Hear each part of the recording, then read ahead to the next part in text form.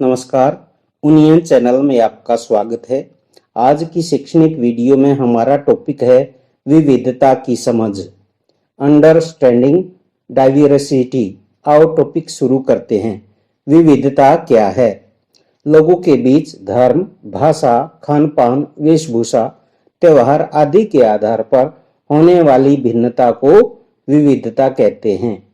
भारत में हिंदू, मुस्लिम, सिख, ईसाई, बौद्ध, जैन, पारसी आदि धर्म हैं।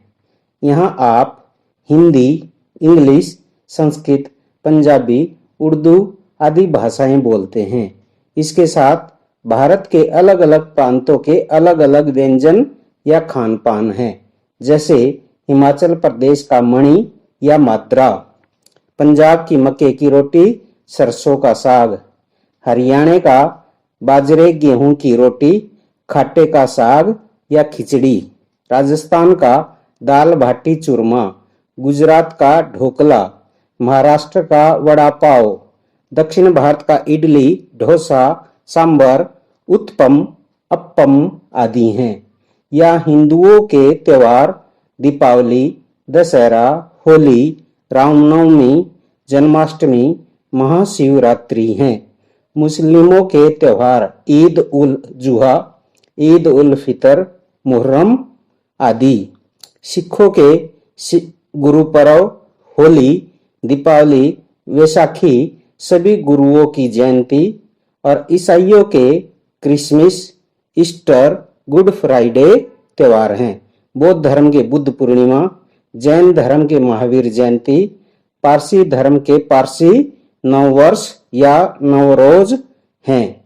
सभी भारतीयों के लिए स्वतंत्रता दिवस, गणतंत्र दिवस एवं संविधान दिवस राष्ट्रीय त्योहार हैं।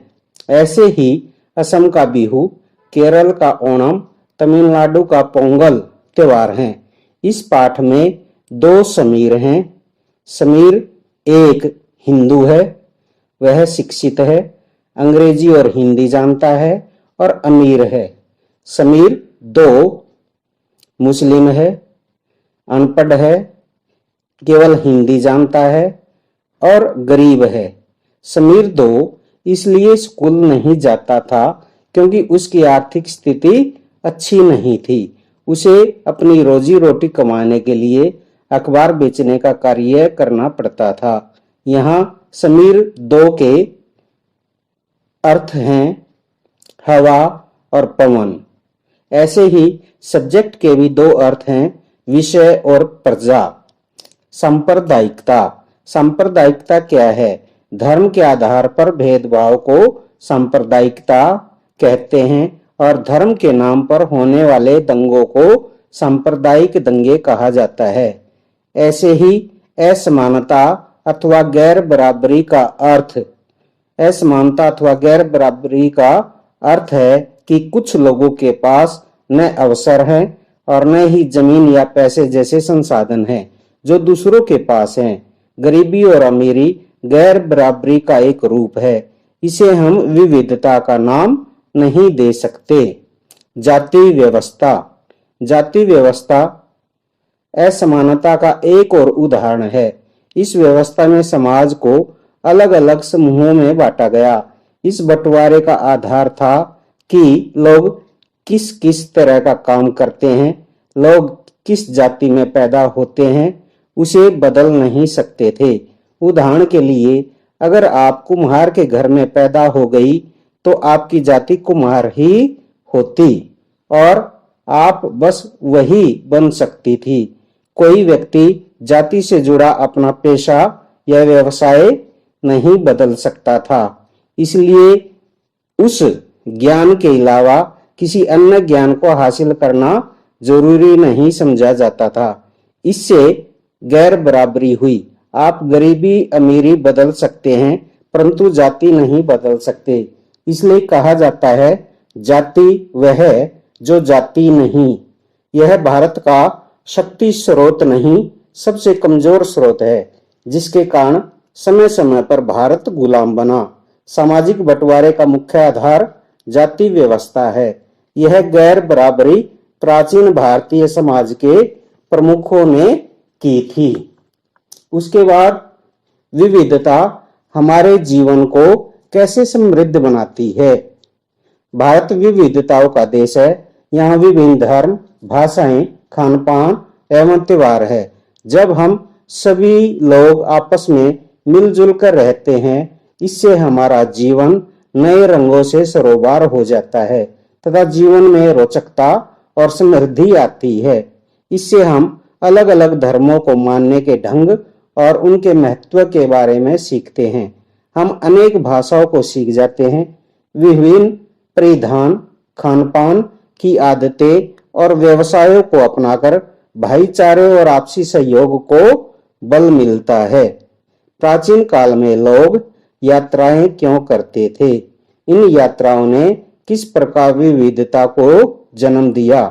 नंबर 1, प्राचीन काल में लोग खेती और बसने के लिए नई भूमि की तलाश में यात्राएं करते थे। नंबर 2, व्यापारी व्यापार के लिए नए नए स्थानों पर जाते थे। नंबर 3, कुछ लोगों को काम की तलाश में और कुछ को युद्धों के कारण अपना घर छोड़ना पड़ता था, क्योंकि उन दिनों यात्रा में बहुत समय लगता था। इसलिए लोग नई जगह पर प्राय काफी लंबे समय तक ठहर जाते थे। इसके अतिरिक्त सूखे और अकाल के कारण भी लोग अपना घर बार छोड़ कहीं और चले जाते थे और वहीं जाकर बस जाते थे। इसके कारण विविधता आई। विविधता के कारण नई जगह पर जाकर लोगों के रहन सहन में थोड़ा बदलाव आ जाता था। कुछ चीजें वे नई जगह की अपना लेते थे और कुछ चीजें अपने पुराने रूप में ही चलती रहती थी।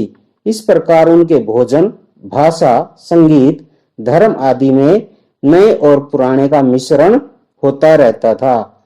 उनकी संस्कृति और नई जगह की संस्कृति में आदान प्रदान होता था। फलस्वरूप धीरे धीरे एक मिश्रित अर्थात मिली जुली संस्कृति का जन्म होता गया। लद्दाख क्षेत्र की कुछ सामान्य विशेषताएं। नंबर 1, यह जम्मू कश्मीर के पूर्वी हिस्से में पहाड़ियों में बसा एक ठंडा रेगिस्तानी इलाका है। नंबर 2, इस इलाके में बारिश बिल्कुल भी नहीं होती, इसलिए कम खेती व कम पेड़ उग पाते हैं। यह इलाका बर्फ से ढका रहता है। पीने के पानी के लिए लोग गर्मी के महीने में पिघलने वाली बर्फ पर निर्भर रहते हैं। यहाँ के लोग एक खास किस्म की भेड़ या चांगरा बकरियों से पश्मीना ऊन प्राप्त करते हैं। ये पश्मीना शाल 13,000 से 40,000 तक बिकती है। यहाँ के लोग दूध से बने पदार्थ, मक्खन, पनीर एवं मांस खाते हैं। लद्दाख के रास्ते ही बौद्ध धर्म तिब्बत पहुंचा। लद्दाख को छोटा तिब्बत भी कहते हैं। तिब्बत का ग्रंथ केसर सागा यहाँ पर बहुत अधिक प्रचलित है। ऐसे ही केरल की कुछ सामान्य विशेषताएं करेंगे। केरल की कुछ सामान्य विशेषताएं। केरल भारत के दक्षिणी पश्चिमी कोने में बसा एक राज्य है। यह एक तरफ अरब सागर और दूसरी तरफ पहाड़ियों से घिरा हुआ है। इन पहाड़ियों पर विविध मसाले जैसे काली मिर्च, लौंग, इलायची का बहुत उत्पादन होता है। केरल की उपजाऊ जमीन और जलवायु चावल की खेती के लिए बहुत उपयुक्त है।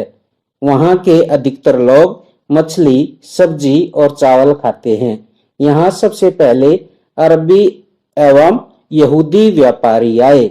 भारत में ईसाई धर्म लाने वाले सेंट थॉमस 2000 साल पहले यहाँ आए। अरब से इब्न बतूता करीब 700 साल पहले आए और 20 मई 1498 को पुर्तगाली नाविक Vasco D gamma Calicut Kerala आए। इसलिए यहाँ विभिन्न धर्मों के लोग यहूदी, इस्लाम, ईसाई, हिंदू, बौद्ध रहते हैं। केरल में मनाए जाने वाले त्योहार ओणम का विशेष आकर्षण नाव प्रतियोगिता है। यहाँ केरल में चीनी व्यापारी भी आए। चीनी प्रभाव के कारण केरल में मछली पकड़ने के जाल को चिन्ना वला कहते हैं और तलने के बर्तन को चिन्ना चट्टी कहते हैं।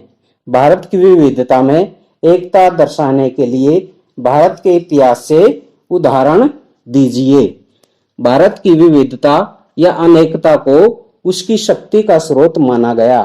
भारत में अंग्रेजी शासन को उखाड़ फेंकने के लिए देश के विभिन्न वर्गों तथा क्षेत्रों की महिलाओं और पुरुषों ने अंग्रेजों के विरुद्ध मिलकर लड़ाई लड़ी थी। भारत के स्वतंत्रता संग्राम में अलग अलग परिवेश के लोग शामिल थे। उन्होंने एकजुट होकर आंदोलन किया, जेलों में गए और अंग्रेजों का अलग अलग तरीकों से विरोध किया। अंग्रेजों ने सोचा था कि वे भारत के लोगों में फूट डालकर शासन करते रहेंगे, क्योंकि उनमें अनेक विविधताएं हैं, परंतु लोगों ने दिखला दिया कि वे एक दूसरे से चाहे कितने ही भिन्न भिन्न क्यों न हो, अंग्रेजों के विरुद्ध लड़ाई में वे सब एक हैं। जवाहरलाल नेहरू ने अपनी पुस्तक भारत की खोज में लिखा था कि भारतीय एकता कोई बाहर से थोपी हुई वस्तु नहीं है, यह बहुत ही गहरी है, जिसमें अलग अलग प्रकार के विश्वासों तथा प्रथाओं को स्वीकार करने की भावना है। इसमें विविधता को पहचाना और प्रोत्साहित किया जाता है। नेहरू जी ने भारत को अनेकता में एकता की उपमा दी। वे भारत की एकता के बारे में क्या कहना चाह रहे हैं? नेहरू जी यह कहना चाह रहे हैं, किसी भी प्रकार की विविधताओं के बावजूद भी हम सभी भारतीय हैं। यह हमारी अनेकता में एकता का दर्शन कराता है। इसके स्पष्ट प्रमाण निम्न हैं। नंबर 1, भौगोलिक दृष्टि से पूरा देश एक इकाई है। नंबर 2, राजनीतिक दृष्टि से भी भारत एक अखंड देश है। नंबर 3, भारतीय संस्कृति देश की साझी संस्कृति है, इसमें सभी संस्कृतियों के अच्छे तत्व शामिल है। नंबर 4, सभी लोग भारत से भावात्मक रूप से जुड़े हैं।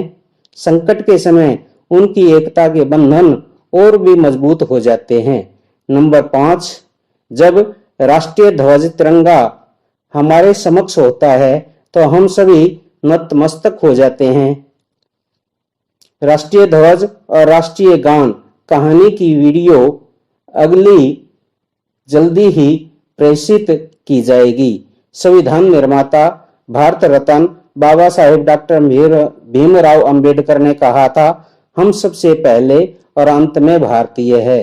अतः हम सब कुछ वादों को छोड़कर भारतीय बने। अगर आपको मेरा यह वीडियो पसंद आया हो तो लाइक करें, शेयर करें, कमेंट करें, सब्सक्राइब कर बेल की घंटी बजाएं। शिक्षित भारत, उन्नत भारत। जय हिंद, जय भारत।